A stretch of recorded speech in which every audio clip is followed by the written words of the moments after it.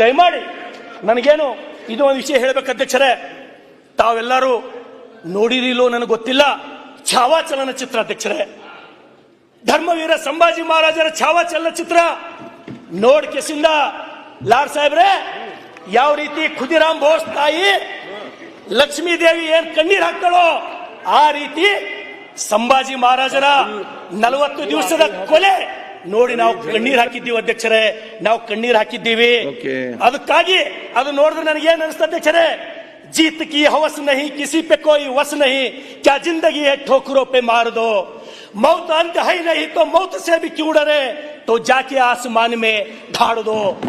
देखो ये है मुल्क मराठा जहां शिवाजी ढोला था, मुगलों की ताकत में जिसने तलवारों पे तोला था, हर पर्वत एक पत्थर था, हर पत्थर एक शोला था, बोली हर हर महादेव की बच्चा बच्चा बोला था. ಅಧ್ಯಕ್ಷರೇ ಅಧ್ಯಕ್ಷರೇ ಕೊನೆ ಮಾತು ಅಧ್ಯಕ್ಷರೇ, ಅಧ್ಯಕ್ಷರೇ ಲಾಸ್ಟ್ ಮಾತು ಅಧ್ಯಕ್ಷರೇ, 2 ನಿಮಿಷ.